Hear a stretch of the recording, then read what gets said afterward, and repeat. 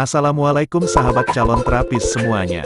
Jumpa lagi dengan channel kesukaan Anda. Sebelum menyimak lebih lanjut, untuk yang baru menemukan channel calon terapis silahkan subscribe dulu dan klik lonceng agar mendapatkan update video yang insya Allah bermanfaat. Kemenkes ambil kebijakan antisipatif untuk cegah gangguan ginjal pada anak.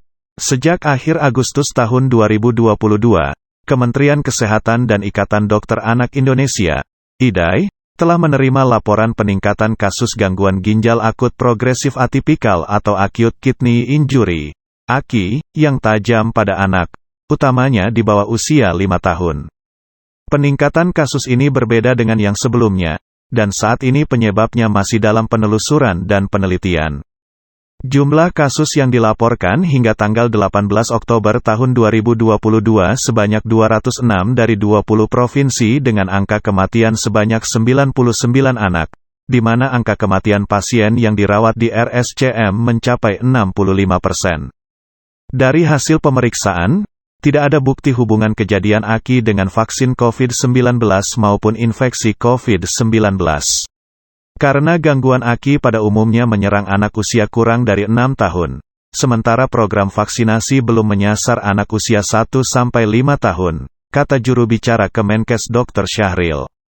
Kemenkes bersama BPOM, ahli epidemiologi, IDAI, farmakolog dan Puslab for Polri melakukan pemeriksaan laboratorium untuk memastikan penyebab pasti dan faktor risiko yang menyebabkan gangguan ginjal akut. Dalam pemeriksaan yang dilakukan terhadap sisa sampel obat yang dikonsumsi oleh pasien, sementara ditemukan jejak senyawa yang berpotensi mengakibatkan AKI. Saat ini Kemenkes dan BPOM masih terus menelusuri dan meneliti secara komprehensif termasuk kemungkinan faktor risiko lainnya. Untuk meningkatkan kewaspadaan dan dalam rangka pencegahan, Kemenkes sudah meminta tenaga kesehatan pada fasilitas pelayanan kesehatan untuk sementara tidak meresepkan obat-obatan dalam bentuk sediaan cair atau sirup, sampai hasil penelusuran dan penelitian tuntas. Kemenkes juga meminta seluruh apotek untuk sementara tidak menjual obat bebas atau bebas terbatas dalam bentuk cair atau sirup kepada masyarakat sampai hasil penelusuran dan penelitian tuntas.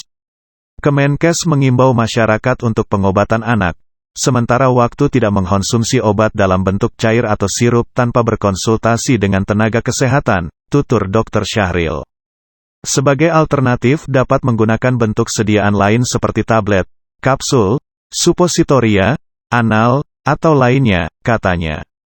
Perlunya kewaspadaan orang tua yang memiliki anak balita dengan gejala penurunan jumlah air seni dan frekuensi buang air kecil dengan atau tanpa demam, diare, batuk pilek, mual dan muntah untuk segera dirujuk ke fasilitas kesehatan terdekat.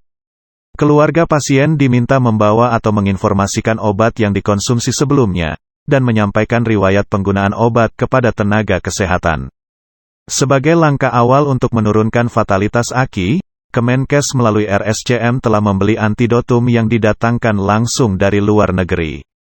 Kemenkes sudah menerbitkan keputusan Dirjen Yankes tentang tata laksana dan manajemen klinis AKI pada anak yang ditujukan kepada seluruh dinas kesehatan dan Fasyankes.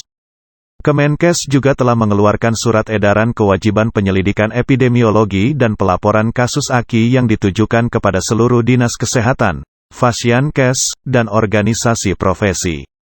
Terima kasih sudah menyimak video ini, semoga bermanfaat.